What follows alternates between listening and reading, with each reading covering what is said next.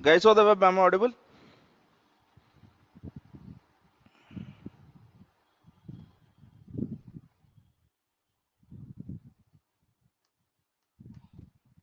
I should have got the response by now. Yeah, yeah.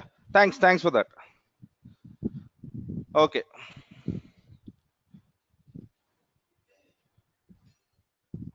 fine.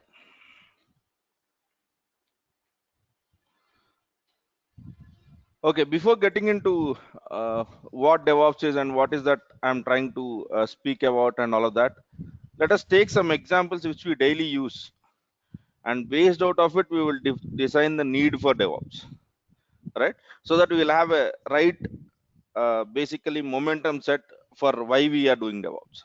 Okay, then comes how part. Okay, so now why are you here? First of all, why did you choose DevOps? What is the reason for that? Any specific reason? No reasons. Just because Quality Thought has a demo, you are here. Is it? Are you regular customers of Quality Thought? No, right? So you should have some. Pardon me. There was some. Pardon me. Why? What would it would help to you if it is in demand? Course in demand ఉంటే మీకు జరిగే ఉపయోగం ఏంటి? What it turns up to? I need an exact answer. Salary, right? Yeah. So that's why we are here. The whole point around it is drags down to that point. No matter whether you call salary, opportunity, or whatever it is, the realistic point around here is salary, right? So let me speak about those stats first, so that yeah, I think I had an answer over the web. Yes. So the basic point is the general salary of an engineer in Hyderabad. Let me speak about Hyderabad and Bangalore statistics. In Hyderabad, is 1 to 1.25 into years of experience. So now if you are a 5 to 10 years experience, let us assume you are 10. So your salary might be somewhere in between 10 to 12.5. That's a Hyderabad average. If you are in Bangalore, your salary might be in 1.25 to 5, which is 12.5 to 15 lakhs if you are in Bangalore, right? And that's the highest paid city. There is no city which is better than Bangalore when it comes to pay, right? And in Quality Thought, from the moment we started, we are observing an average of 2 into years of experience. Okay, so approximately a 10 years experience gets 20 lakhs average. When I say average, not that everyone gets 20. There are many people who have gone beyond it, and there are many people who are less than that. Okay, and one thing to always remember is in India, the salary growth is always relative. Always relative. What do I mean is, for example, if my salary is 10, it will not become 28. They would basically approximate based out of your current salary and then go to that. Very few companies like Microsoft, Deloitte, these guys have pay bands. So what they do is, no matter what your current salary is, if you are joining into certain band, that band has a min range and a max range, so you are bound to that. Okay, so that's a better option, but those kind of companies are very less in India, very less. All right, what? Okay, so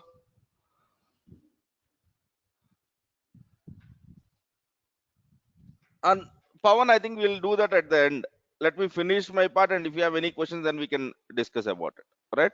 For now, please use typing. Otherwise, actually, I have done that earlier. Okay. On a lighter note, I'll tell you what would happen if I unmute it. You will get the recording of it. In this recording, along with my voice, you will get Baba Ramdev's yoga voice. Okay. You will get ETV news voice. You will get all sorts of noises which doesn't make any sense. So that's why we have planned to mute on the call, and only when there is everything is good, then we'll unmute it, right? So please understand on that. Yeah. Okay, fine. So this is the whole perspective. One is salary is good. Then the next question is, why is salary good?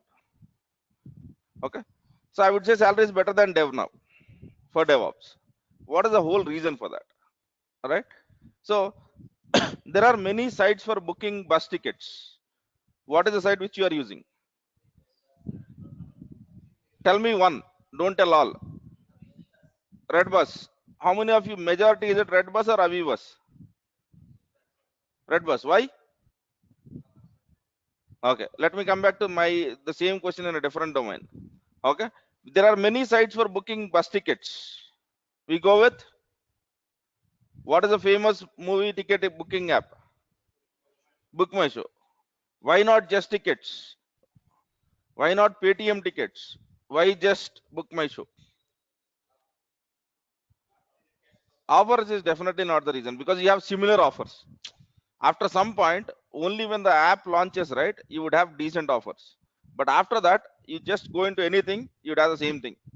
1+1 ICICI card offer that is there on almost every ticket booking site, right?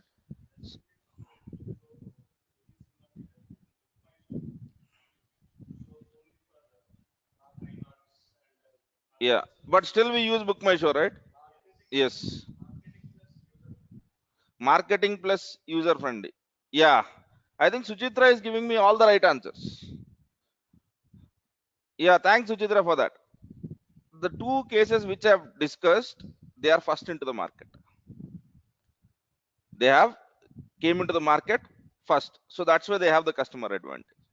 If you take an example of Ola and Uber, Uber is a world class product, no doubt about it. It is best cab booking app throughout the world, but in India Ola is best.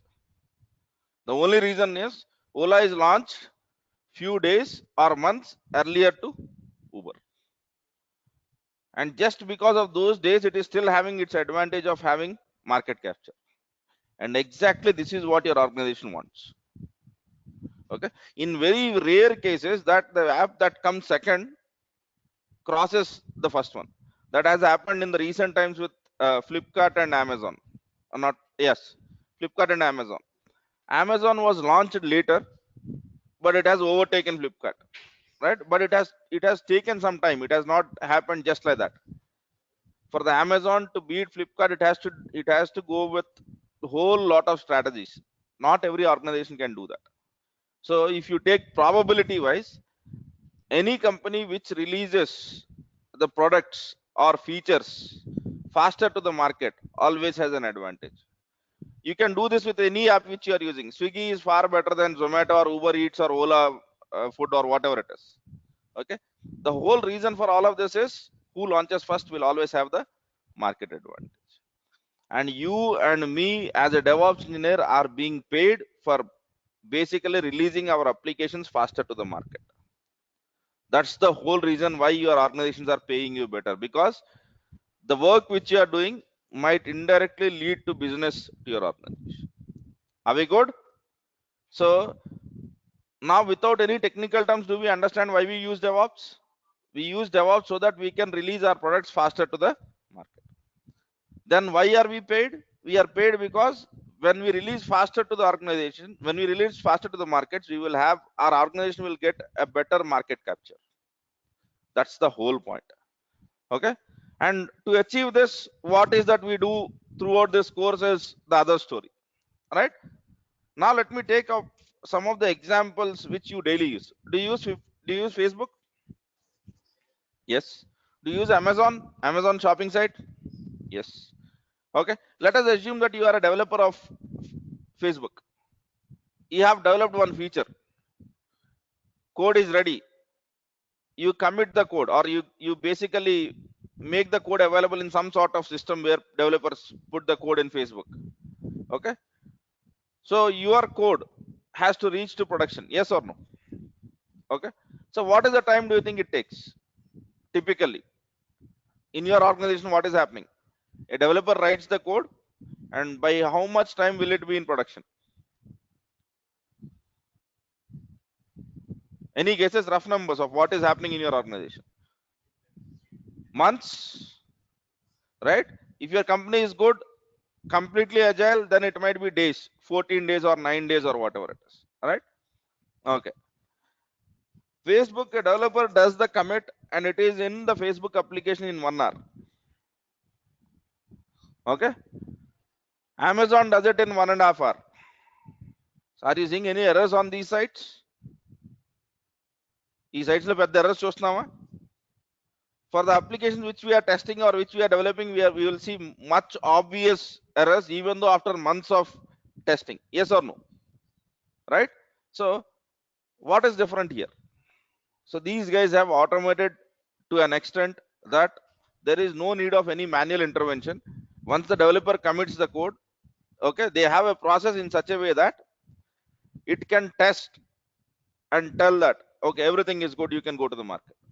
Otherwise the commit will not be honored. That's the whole point. And eventually we want to reach to there. By the end of this course, will you be in this position of Flipkart or Facebook? Flipkart or not Flipkart, the Facebook or Amazon? I'm not sure, because that requires a heavy automation. But if you are unable to reduce your market time, okay, even though you use all the tools which are being discussed in this course, you cannot call yourself as a DevOps engineer, or your company cannot call it as DevOps, because the basic essence of DevOps is to reduce the time to market. And if you are unable to achieve it, that's it. It is not DevOps. You might have used whatever tools you have learned, but it is not DevOps. So are we good? One important aspect of DevOps is all about reducing time to market. Now, the second one, there are many tools who does this operation of reducing time to market. But the other most important attribute is time to market and business value. Time to market is the main goal because we get customers. And the next one is business value. When I say business value, what is that I am meaning? What is my reasoning behind it? My reasoning is to reduce costs. Don't use hefty tools which are heftily licensed. Okay.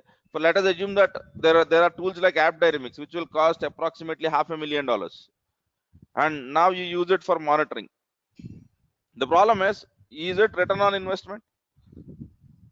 Not sure, right? So that's the whole point. So two major objectives which you will always search for is, one is, am I reducing time to market? And to do this, am I using the cost efficient way?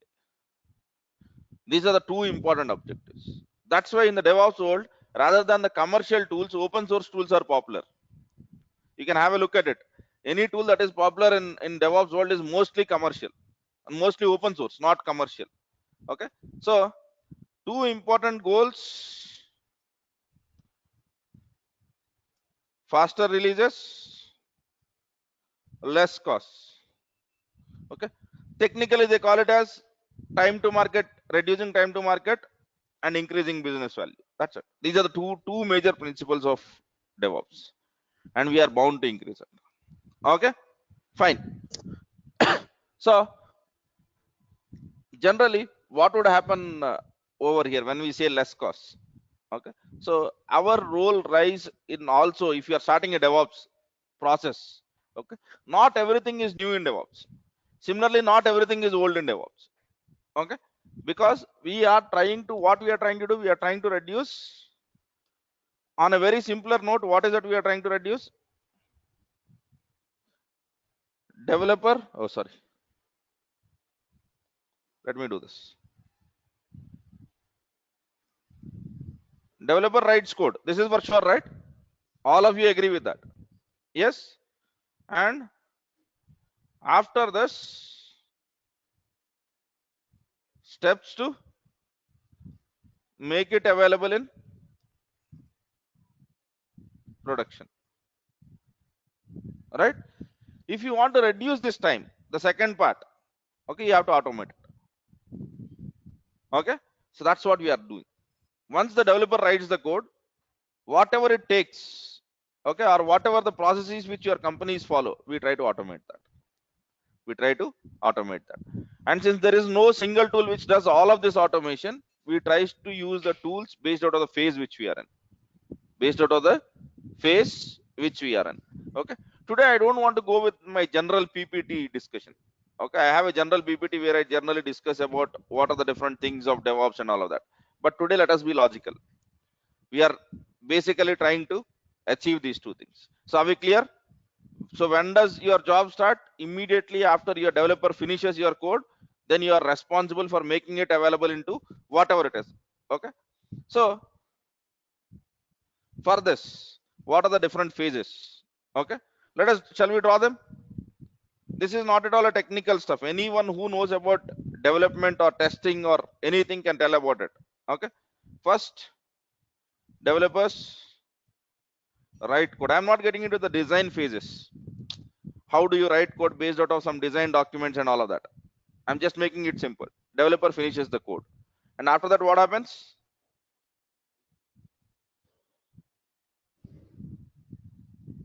So then what happens is, yes, the first kind of testing that is being launched is, and the owner of this unit tests are developers itself. So the basic concept of this is, for the people who don't know what a unit testing is, let us assume I have written a function, I'm writing a calculator, I've written an add function, and I'm using a Java as a language. So almost in 99% of the cases, I'll be using the same Java language to test my add function. Here my focus is just the function what I have written. నేను ఇప్పుడు రాసిన దాని మీద నా focus ఉంటుంది, నాకు మొత్తం application తో సంబంధం లేదు. I have written an add function. I want to see whether add function is working in all the cases or not. So I write unit tests. Okay. So basically, unit tests have to be executed. If unit test is failing, that means your quality is not good. Right? Yes. Then what happens is, then actually you go to the manual testing or whatever it is. But for manually testing your application, all right, or doing it via Selenium, generally you cannot test Selenium or manual testing via code. Do you agree to that? Can you look at code and execute manual test cases? No. We need an application. We need an application, and developer is writing code. So how will we convert code into application? Important step. Yes or no? Code and application కింద convert చేయాలి కదా. నేను Java రాస్తున్నాను, .NET రాస్తున్నాను, Python రాస్తున్నాను, I'm writing in different languages. So something has to be done to convert this code into application, because that is what we give to our customers. And this phase is generally called as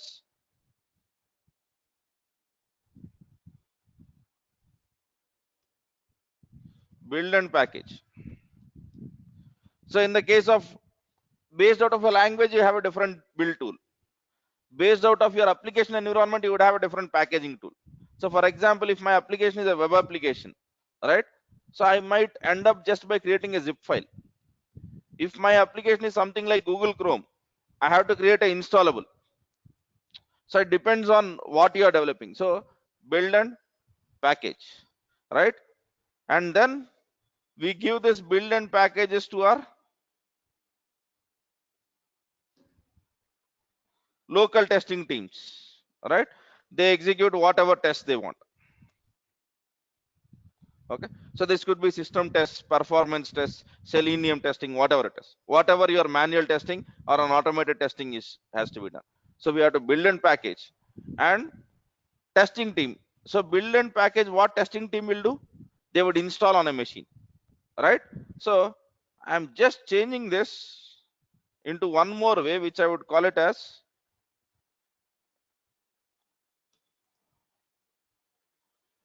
preparing test. Do you agree to this? Yeah. And now we give the test environment. On this, your testers will execute their tests, and they would say whether this build is having the quality which your industry is like looking at, or if it has any issues. If it has any issues, then the process is they will raise defects, and that would come in. Developer will write code again, and again the same cycle repeats, right? Till the quality is met.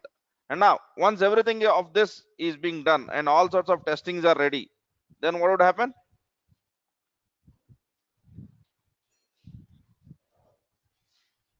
Then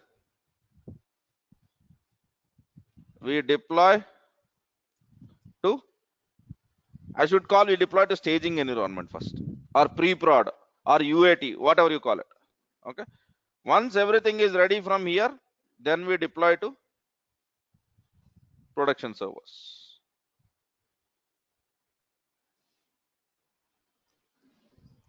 I'm not saying that every company will have the same boxes or the same phases. There might be slightly different. but I'm taking majoritarily what happens, I've just chosen those steps. So developer writes code, and once the code is being written, the unit tests have to be executed.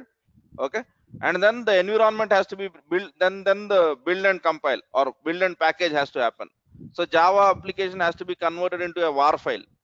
.NET application has to be converted into some DLL file. Okay, C or Python application has to be converted into some exe or a Linux executable. Okay, this will be shipped to your customers. Now that you have to prepare an environment for testing, right? And then you execute your test cases, and then it comes to staging environment. Staging is pre-prod. Before you go to the production, you will basically ensure that everything is equivalent in that environment and everything is working there, and then you deploy to stuff. Not done, still we have other things to do. So for doing all of these operations, we use a lot of servers. Yes or no? Yes. So we will have one more step, which is not a process, which is not the part of this pipeline, but very important step, which is monitoring. Which is monitoring, right? So your job might be automating any of this. Your job might be automating any of this. So that's the whole point. And now, if your production servers are in the cloud, you are supposed to learn the cloud environments also. If it is on non-cloud environments, you don't require any cloud operations. But for most of the web applications, your deployments are now on cloud, right? So you should be familiar with cloud, right?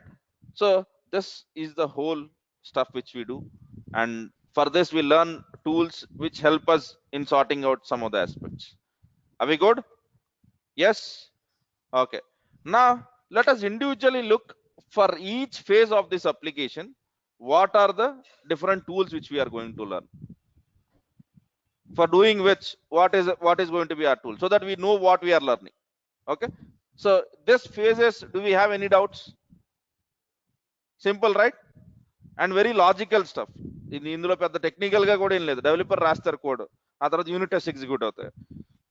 For unit test code is enough, but for doing manual testing or Selenium testing, you need an application environment to be ready. So we need to build and basically package, and then prepare the environment, and then basically whatever it is, then preparing the test environment, deploy it to staging, and then do it.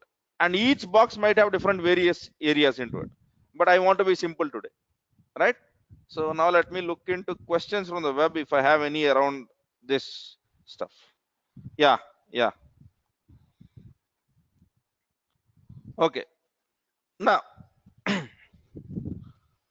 basically this, if you remember the boxes which you are seeing over here, the whole stuff is continuous deployment. All the boxes combined is continuous deployment. Only if you are doing till this box, till the fourth box, we call it as continuous delivery. The only difference between delivery and deployment is delivery stops till your test servers, deployment goes till your production servers, right? Continuous integration stops here. Third box, continuous integration is all about generating the build and stopping it. Okay, continuous integration is all about telling the quality of your application, okay, packaging your application, and executing automated tests. That's it. It will not speak about really preparing environments and all of that. Yeah, in some cases we might need to, but the whole point is CI never speaks about environments. CI is all about compiling your code, executing automated tests, and giving the feedback of the quality of the code that has been delivered, right? Now imagine writing code. What is the tool which we use over here? There are many. Okay, when I'm not telling the tool that is used to write the code, I'm worried about the tool that is used to store the code, so which we generally call as version control systems. So VCS, and what we are going to learn over here is Git. Okay, but there are tools like SVN, there are tools like TFS, there are many other things. Why Git? Again, the same, the question drops down to the same point: business value, zero cost. Okay, version control system. Git is an open source system and you can use it at zero cost. That's why it is here, right? Now unit testing, this is very much specific to your what do you say, your dev environments, but I would put down some unit tests. Okay, unit testing tool, you would be using something like JUnit, okay, NUnit. Okay, to write this you need to have a knowledge of this. Yes, నేను unit టెస్ట్లు రాస్తున్నప్పుడు కావాలి. For execution you don't need all of this. You would be using tools like Maven or Gradle or MS Build. Okay, so this is what our knowledge is required, because we don't write unit tests, we execute unit tests, right? So that's why we don't need JUnit, we don't need NUnit, we don't really worry about the stuff. Let it be any execution tool, any unit testing, we should know how to execute it. We should know how to execute it. And now for building and packaging also we'll have the same set of tools, but what we do is,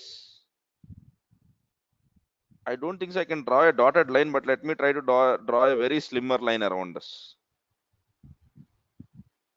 These activities, right? The 3 boxes. Whenever developer writes or basically stores the code in Git, okay, then we take the code, we execute unit test cases, we build and basically package the code. This process we do it in something called as continuous integration using CI machines or CI systems. And here we are going to learn something called as Jenkins. Okay, so remember over here I am not specific to any programming language. అవునా, ఇక్కడ ఏమైనా programming language కనబడుతుందా మీకు?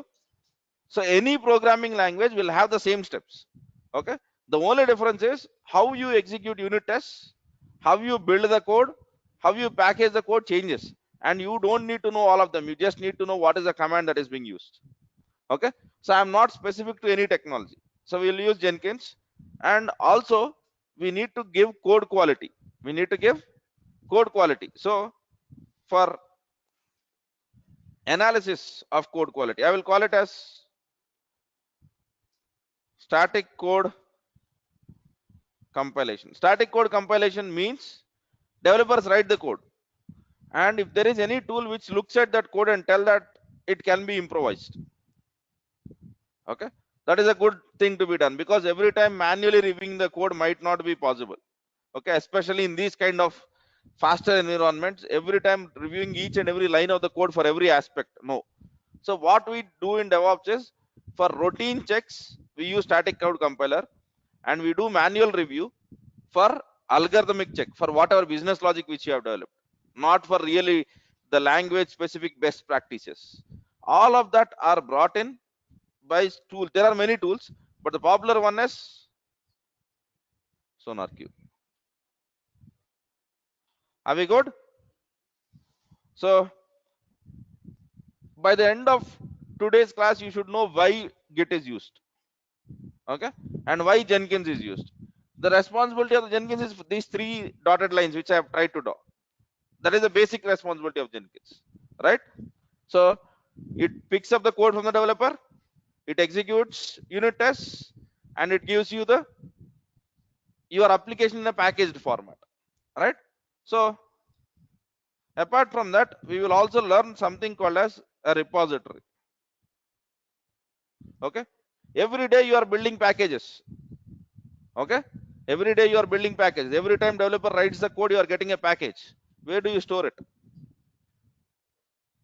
You can store it in a directory, good, but if there is some tool which helps you in basically maintaining that releases, that binaries, that is good. So that's what I mean by repository.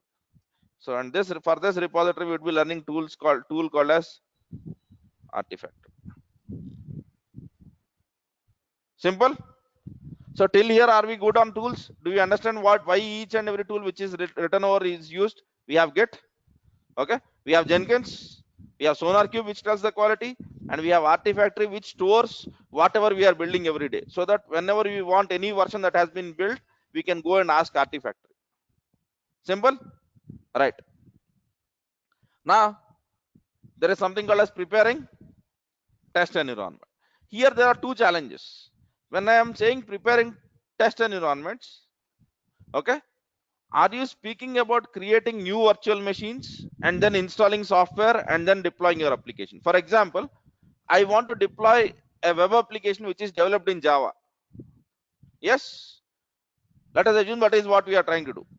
Okay, similarly, if I want to deploy an application that is being developed in Python, okay, just copying the application and double clicking, will it work every time? No. Yes, no. For example, if I have developed an application in Java, I have to ensure that on the system where I am running, Java is already present. Okay, and if this application is supposed to run on a Tomcat server, Tomcat has to be present, right? So every application for executing will have some of the infrastructural needs. Yes, right? So if that, there are two things again here. Do you want a new system every time? When I'm saying new system, I'm speaking about virtual machines. I'm not speaking about physical machines. Do you want a new system every time, or do you want to reuse the existing system? Okay, so here we go into two steps. One is creating infrastructure and then configuring your system. Yes, so first we need to create a Linux machine, that is creating infrastructure, Linux virtual machine. On that Linux virtual machine, basically installing Java, installing Tomcat, or installing whatever your application needs is what do I mean by the second step, which is written over there, which is configuring system. The one which you see on the top in DevOps is called as infra provisioning. Whenever you come across something called as infra provisioning, it is nothing but creating infrastructure or managing infrastructure, which is about your network, which is about your virtual machines, which is about your database servers, shared drives, whatever it is. And the next part is, once you have that infrastructure ready, the software needs of your application. That could be installing some set of softwares, making spaces available, all of that. Okay, the first one we call it as infra provisioning, and the second one we call it as configuration management. Now let me make a note over here because the place is congested over there. So infra provisioning, we would be learning tools like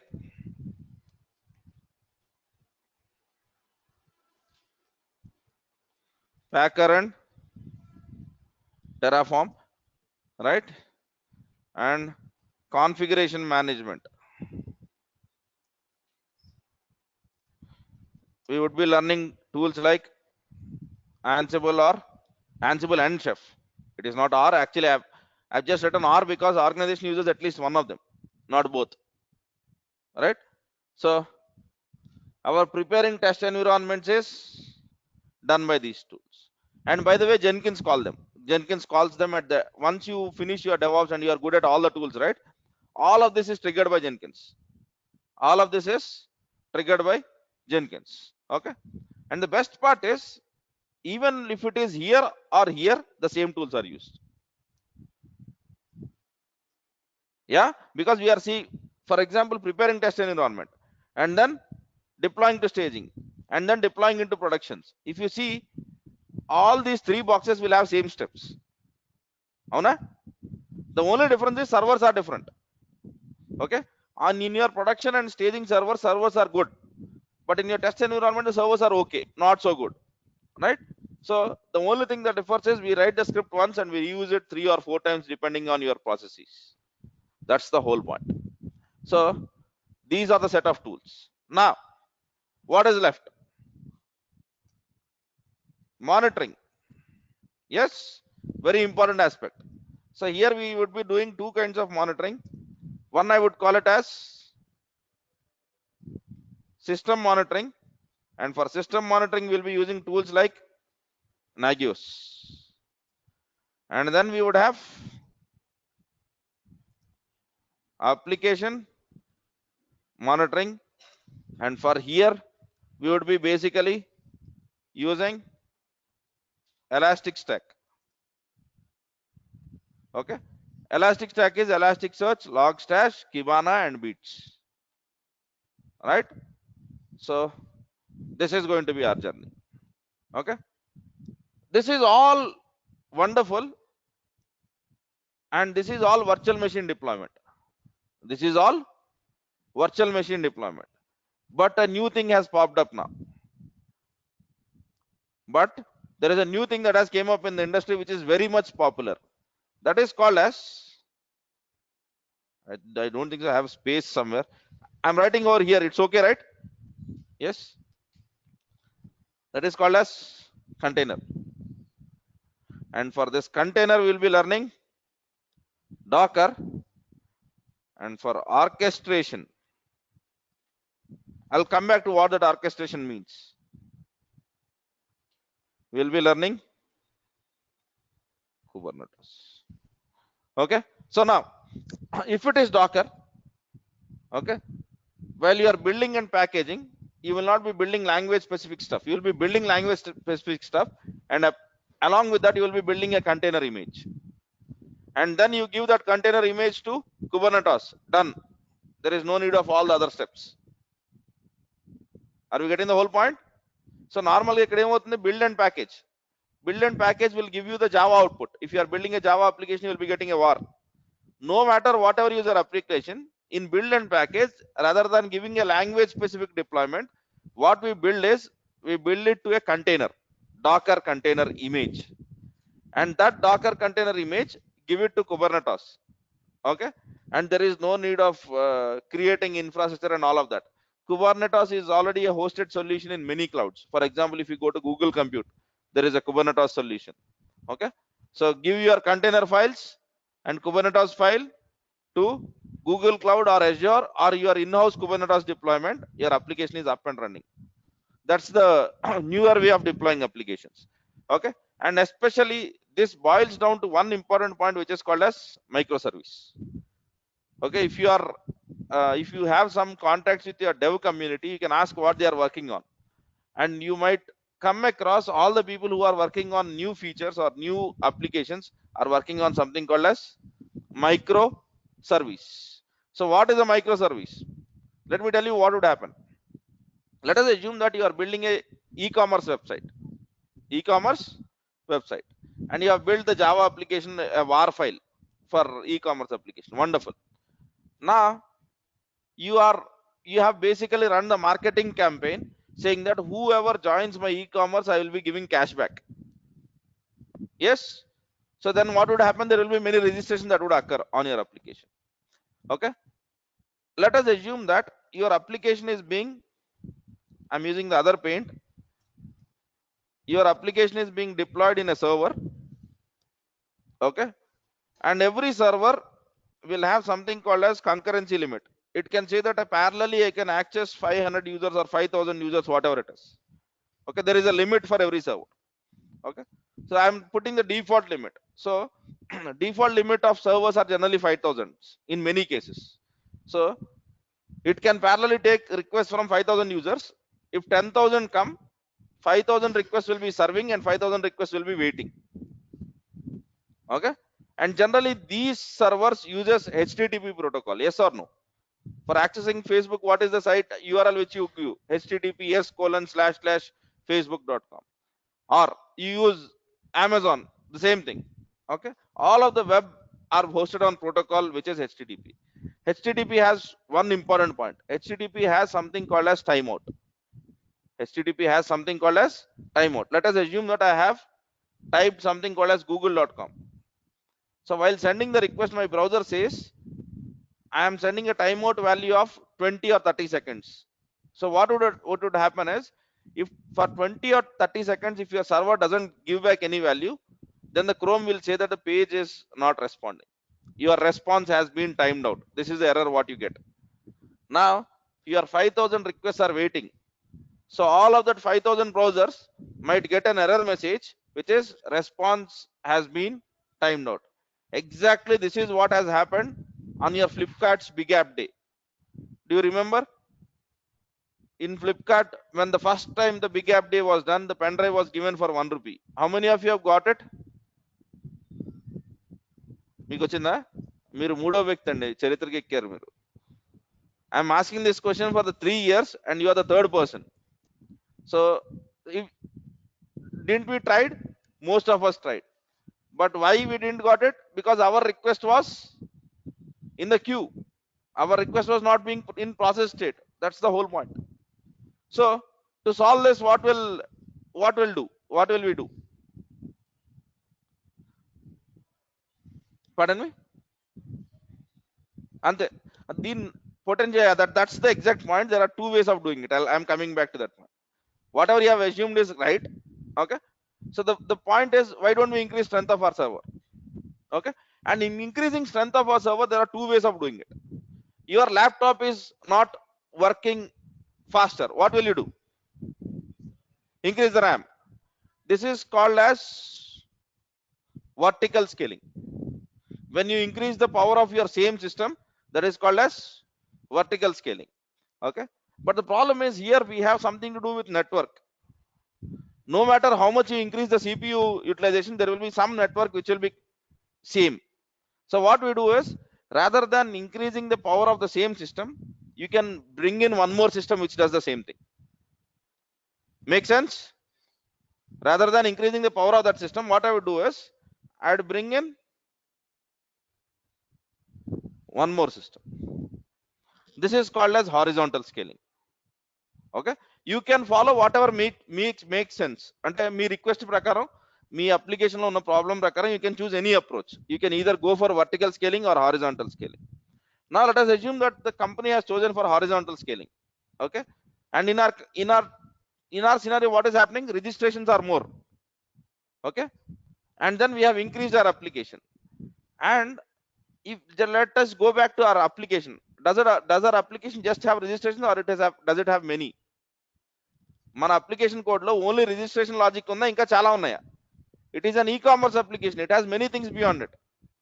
okay, so the only thing which you were expecting was, I wanted the power to be increased for registration. Yes or no?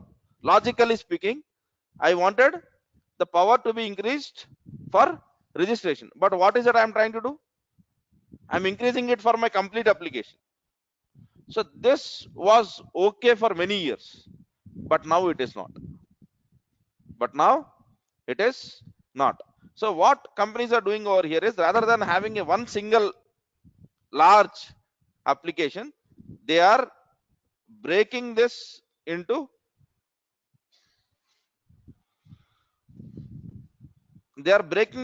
multiple smaller applications or smaller services. So that's why they call it as microservice. One single application is broken down into several microservices. So rather than having this huge box, you will have smaller boxes. Now the advantage, let me tell you what is the advantage of it. Let us assume that you have e-commerce application, and now you have started something like Prime Video. You have started something like Prime Video, and basically in Prime Video or in Amazon, what is your login? Mostly Amazon same login, whatever you use. So can I use the same authentication service? Yes. Storing the data in the database, can I use the same database service? So you write the smaller portions of the code, make it as a service, and reuse it in at multiple places. That's the new concept.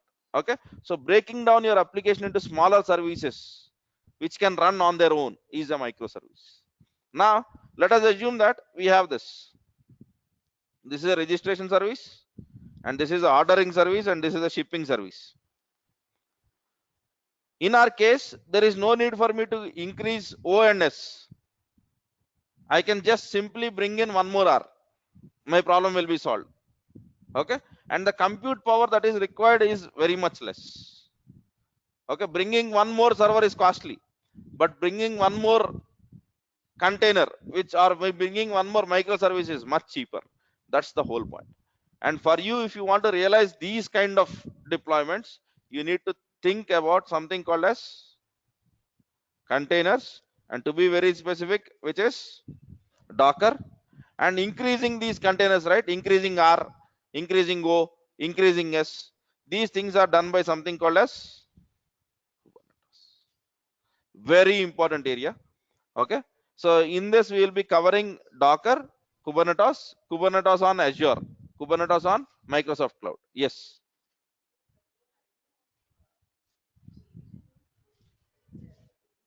Yes.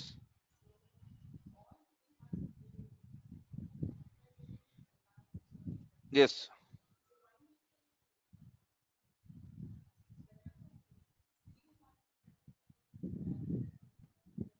Yeah.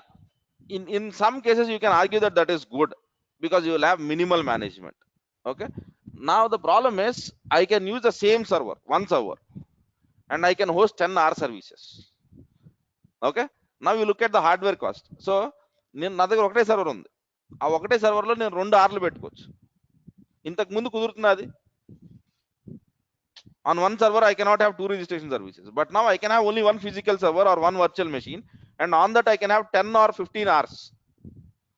Okay, because the whole point is you are utilizing it to the maximum potential. That's the whole point. Okay, container is very small area for execution, very small area for execution, very wonderful area. We'll be learning about that from tomorrow anyway. Okay, and this area, Jenkins, are very important, very important. Okay, and when you speak of Docker, I take any last 10 jobs in quality thought, at least 5 or 6 are completely on Docker and Kubernetes. Very important areas, very very important areas. Okay, you speak with your dev teams, you speak with the buzz which Docker or Kubernetes or these kind of orchestration tools are creating in the market. They are very very popular, very popular. Okay, and మీ కొత్త dev teams, if you basically look at what they are working into breaking their single application which was a larger application into microservices now.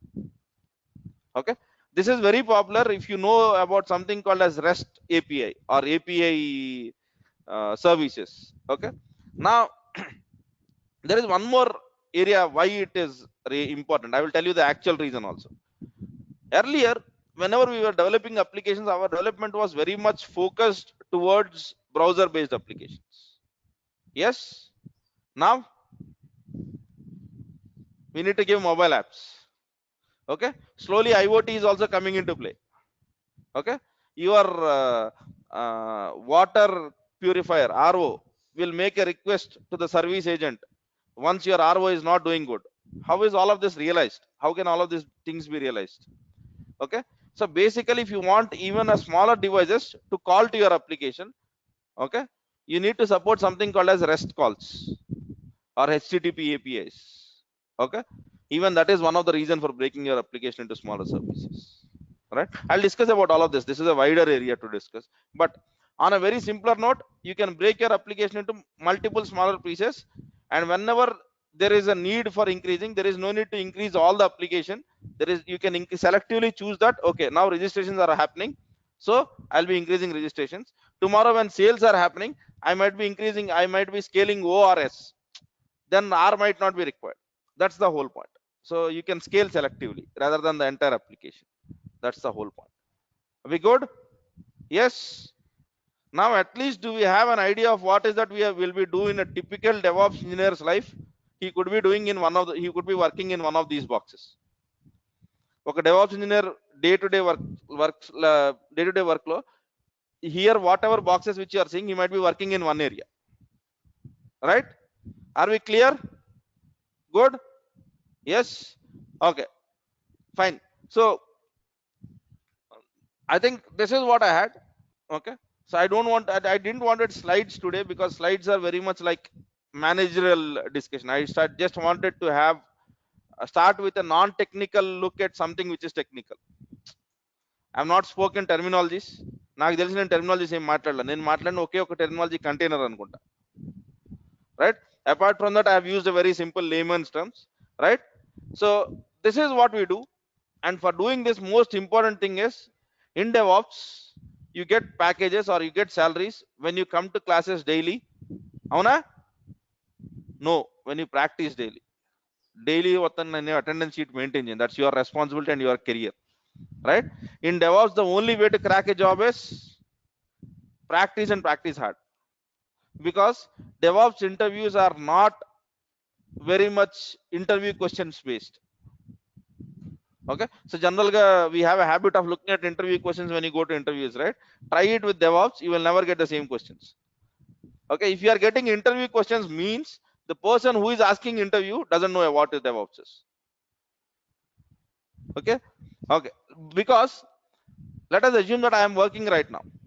Okay, my area of focus is preparing test environments. I go to the interview. Okay, I'll be interested in knowing the other person's test environment. So my focus will be on that scenario. The problem here is things are very much simple if you do it. They look simple when you don't do it. Okay, they become complicated after few time itself, right? So practice it daily. If you don't have a time of practicing at least 10 hours a week, 10 to 14 hours a week, don't join DevOps. You are wasting your money. Okay, better than that, invest in mutual fund. It will give you some returns, right? DevOps cloud నేర్చుకోవాలనుకున్న వాళ్ళు ఇంకో 25,000 ఎంత వేసుకొని గేదోడు కొనుక్కోండి, పాలన అవుతుంది, right? But if you are coming to the classes, it is very important that you practice it. Okay, I'm one more thing which I can confidently tell you is name one technology which can give you the career for the next 10 years. I can bet it is DevOps. Okay, the only thing that might change is today I'm using Git. Tomorrow there might be some better tool than Git. Today I'm using Jenkins. Tomorrow there might be some other tool to do that CI effectively, but these boxes are not going to change. And if you know the intent of what you are trying to do, it doesn't change. Okay, the only thing it could happen is you might get a better stuff, like what is happening to cars now. When we started, we used to have the cars with all of the stuff with power steering, manual steering and all of that. Now the only thing that is happening in car is evolution, which will be friendly actually, but unfortunately we will not realize that, right? Okay, fine. Then let me look at questions over the web. Yeah, will you be teaching Linux? Yes. So apart from this course, it is not me teaching Linux, it will be someone from Quality Thought teaching Linux, because yeah, Linux will be taught to you throughout this course, but it will not be me. Okay, it will be someone else doing it for you, right? So yeah, apart from this, what we would basically do is you would go through an agile classes which are important, because that is what we work for. If you have seen all of those boxes, that boxes make sense when you have some process underneath it. And we'll be speaking about Scrum process as such. In agile there is something called as Scrum, and that will be taught to you. And apart from that, anyway, you have Linux. Okay, and for the people who are interested to learn Python, even that is free. But mark my words, Python is next step after you get to know all DevOps అంతా తెలిసిపోయిన తర్వాత, అంటే నేను మాట్లాడిన tools అన్ని తెలిసిపోయిన తర్వాత, ఇంకా effective గా చేయాలంటే అప్పుడు పైథాన్ కావాలి. But Python is not the first step. All right, so first step is Linux shell scripting. Right, so our course has one more thing which I have not written on that board, which is Windows DevOps. Now even PowerShell and these things are becoming very critical. So our course will consist of PowerShell and PowerShell DSC. PowerShell DSC is a configuration management of Microsoft Windows, desired state configuration. So we'll be learning Docker, Kubernetes, Windows DevOps. When I say Windows DevOps, I'll be speaking about PowerShell, PowerShell DSC, and IAS servers. Then we'll go back to Ansible, Chef. Okay, and after the no Puppet is expired now. Teach Puppet ni sampesham. Okay, and after that we'll be learning Jenkins, and then Terraform and Packer. So this is what your journey is. We'll start from Docker. Okay, so I'll be using very basic Linux commands. I don't want to start it in a very procedural way where you say that, okay, today let us start with ls. Ls means list all files in the directory. No, అలా నేర్చుకుంటే మీకు Linux జీవితంలో రాదు. I'm betting you on that. Okay, the only easier way to learn Linux is, how many of you have never worked on Linux? I'm quite sure that you have worked on Windows, right? Yeah, so have you used command prompt in Windows? Have you used command prompt to launch the Chrome browser? Start doing that. Okay, that's how you learn it. So then you will see, okay, if I have to launch an exe, for example, if you see this, okay, I'll do the CMD. Okay, notepad. Yeah. So in the same sense, Chrome should also work, right? But what it is saying?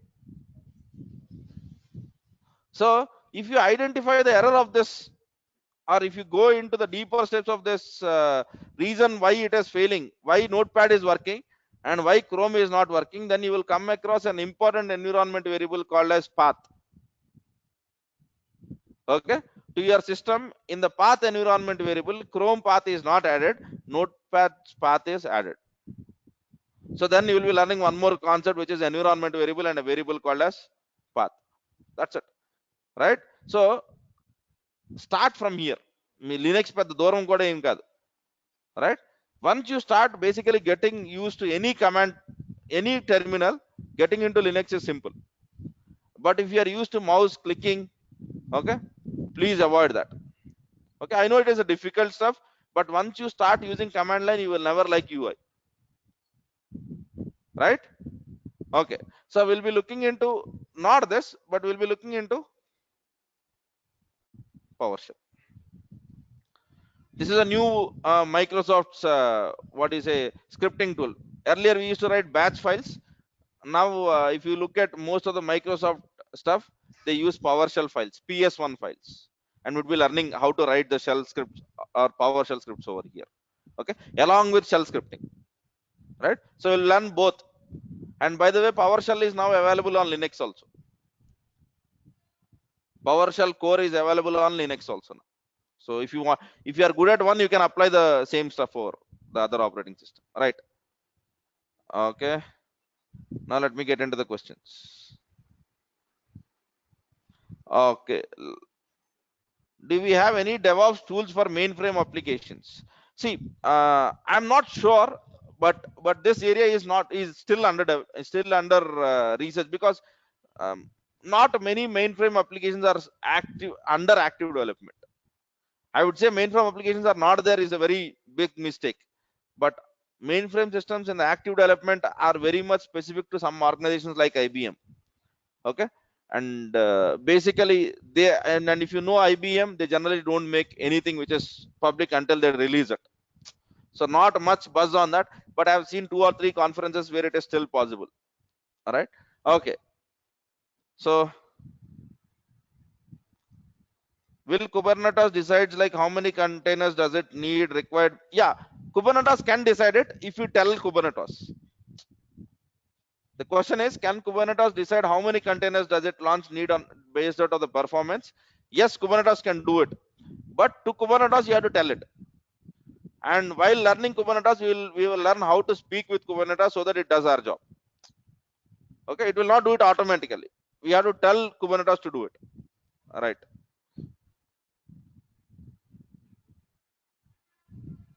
Any scripting is mandatory. Any scripting is mandatory. I'll not say, I'll not use the word mandatory.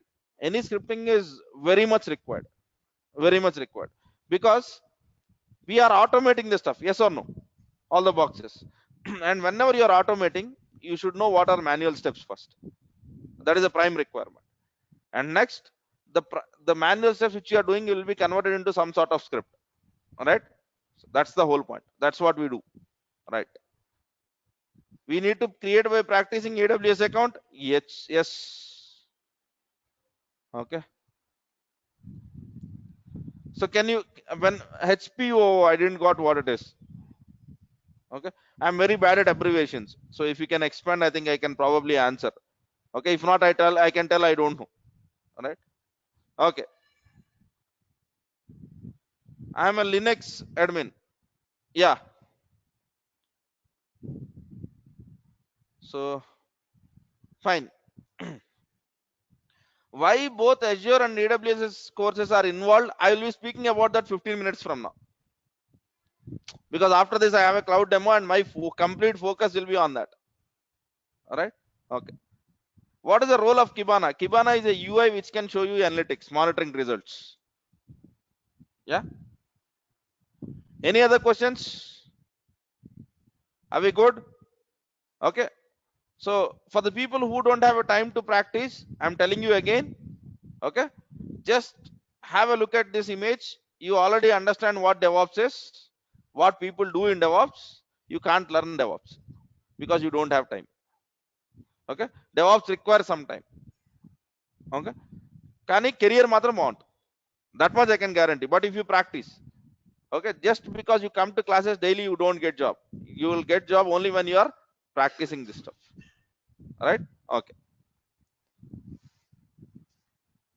uh, See, one thing which I would tell is, for any persons who are specific from specific technology and trying to come to DevOps, okay, let us assume that I am a DBA. How many, any DBAs around in the room? Yeah. Okay, so I am a DBA. How will DevOps help me? You are going to become a DevOps engineer, so you have to get used to all of this. So you are strong in one area, and now you are increasing your spanning your strengths into all of that.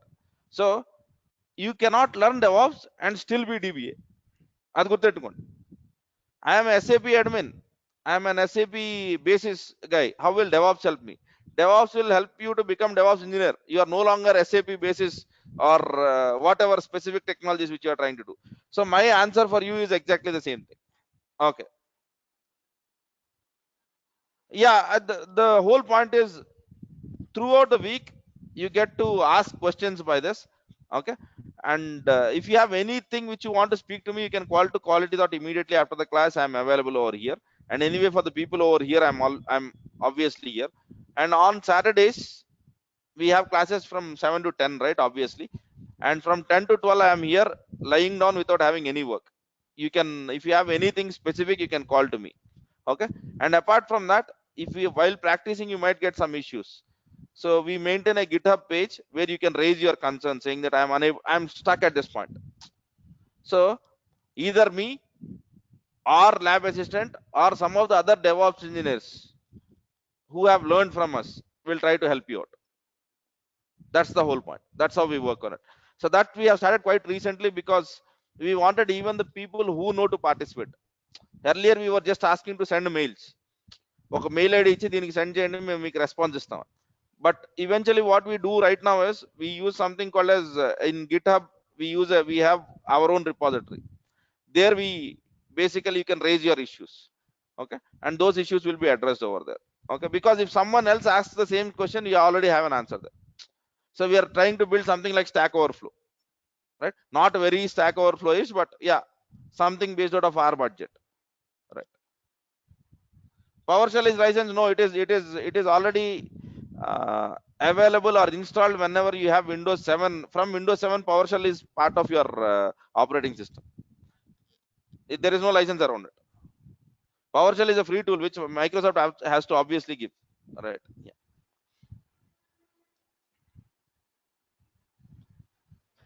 Okay, fine. Any other questions? So are we good? అసలు DevOps ఎందుకు వాడతారో idea వచ్చిందా?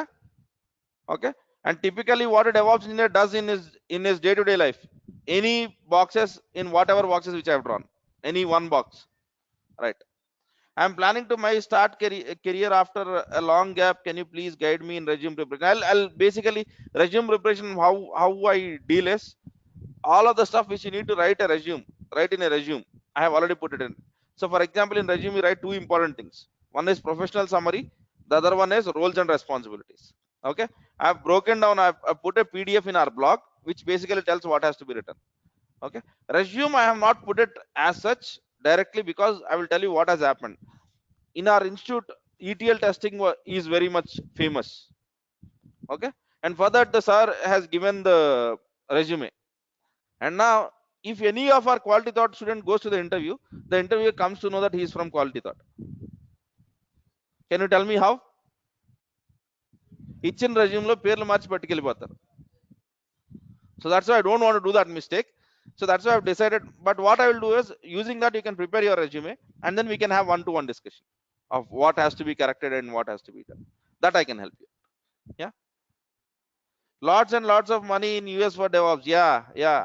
I got some calls, but somehow I'm very much patriotic. I don't want to leave India. So yeah, I'm still not making money then. Yes. Okay. Fine. So can you contact of online offline training content. Okay, so content is organized in two ways.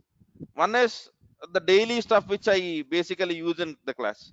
So you can go to qualitythought.in/blog. In that blog, you will be seeing DevOps material. Click over there. All the links are already available. Everything is open. All the samples which I do in the class, they are available in GitHub. Anyone can look at it and anyone can do it. Okay. And apart from that, there are, for some technologies, I have written some books. When I say I written some books, it doesn't mean that I do like what others do generally. I have gathered the content from various different forums and put it in one place so that it would be useful for you to understand the technology. Okay. So those books will be shared to you by Quality Thought. Apart from that, everything is open. Okay. Our books, our specific books tappa anni open. Okay. You can go at any moment and then you can refer to those stuff. Yes. Yeah. Will every session get? Yes. Generally, every session gets recorded and they would be shared back to the online to the people who are listening from the web. Okay. For the people who are offline and if you miss some classes, are you seeing TV there? TV on the ankala? Okay. Recording program దాంట్లో play అవుతాయి. All right. So for the people, just spend some time over here. Okay. And even for the people who are on the web and if you are in Hyderabad, I would recommend at least now and then come to Quality Thought so that we can know you. If you have any doubts. For some people, it is not possible because they stay far away from here. Right? Yeah. Will you give me the link on the plane? I said, why paint? I'll type it over here. Quality thought.in/blog. Okay. So fine. So for the people who have came here only for DevOps, that's what I had for the day. And for the people who want to basically also understand what a cloud is, I'll be starting it in 10 to 15 minutes from now. 8:45, I'll start that stuff. All right. Okay. Then thanks guys. Thanks for your time. Yeah.